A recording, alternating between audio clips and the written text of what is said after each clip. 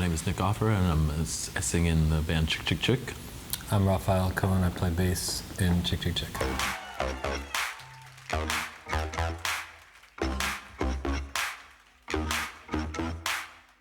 The band started in 1996 in Sacramento. The bands before were called, Nick was in a band called the Yamos, and Mario was in a band called the Postmasters. They had gone on tour together, and after the tour they decided to start a band together, and where they were going to play, dance music, funk dance music, and marry it with rock. And next thing you know, we're on a boat in Hungary, and it's 16 years later. 19 years later. Sometime later.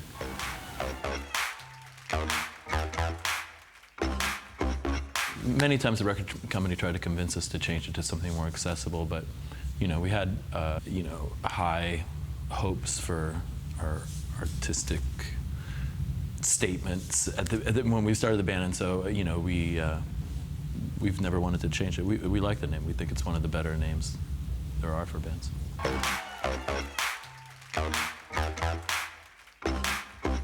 It was kind of like we kind of just switched at that moment where we were like on big festivals, and it was kind of like you had to just go. You had 50 minutes and you could go.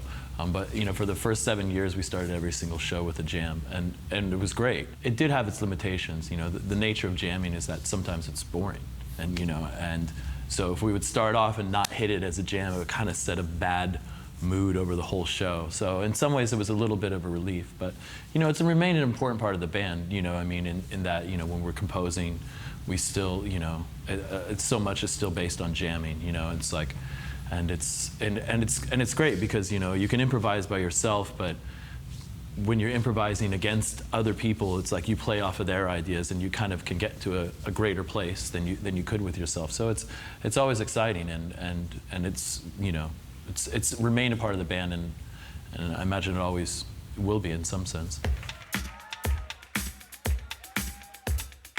Everything you just described, I think I could point a song that's been written in that way.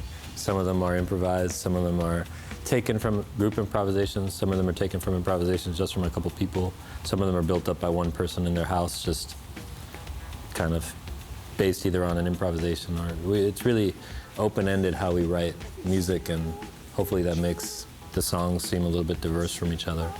And also, I think when you improvise, the ones that come from improvisations, I've noticed, hopefully you get people doing things they wouldn't normally do.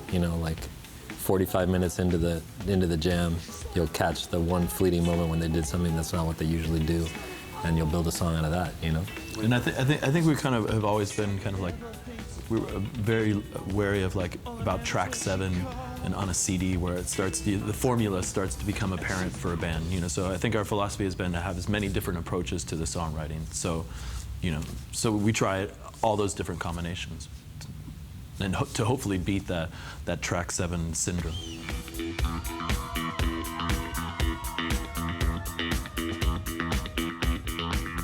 But the process of choosing the songs is probably the easiest part of the album for us because we didn't do it.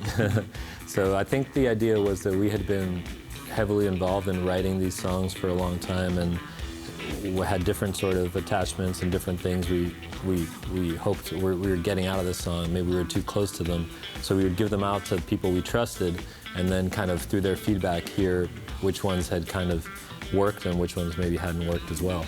And so up until we gave them to people, we were working nonstop, and there was this dead silence when people were voting on them. I remember when I got the email with the votes, I was actually nervous. I don't know why. I was just like, well, I guess I'm going to find out what our album is, which is a weird thing to say.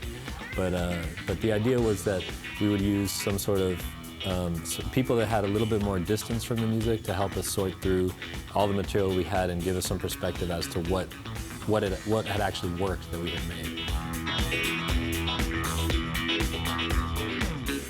Visually, we very much came from the punk aesthetic of just wear what you wear onto the stage, and honestly that's where the shorts came about. It's just I was wearing the shorts, so I walked on stage in the shorts, but it was suddenly there was something that caused a stir and it made a reaction, when I switched to those, when I even bought them at the store, it was like the girl kind of made fun of me for buying them. But you know, in a way, it's like the Stone shorts like summed it up the best, because you know, it's like, to me, a frontman like Mick Jagger is fantastic because he doesn't care, and he's very like goofy, and he just very much does himself.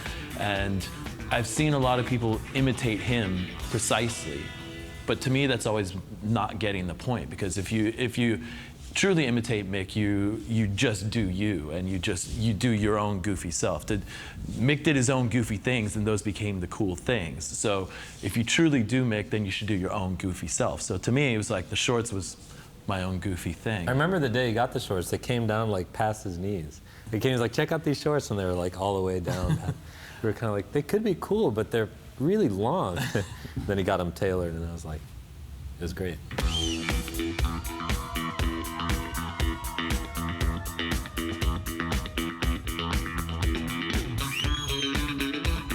For me, the hardest part of the band is just, you know, the struggle of making all the people work together and to like push forward. When the band is the best is when everyone's like all going for it as hard as possible, you know. So kind of like making everyone connect, and we are friends, and it's something of a family, and you know, I don't think we could have done it for, well, almost 20 years without that working.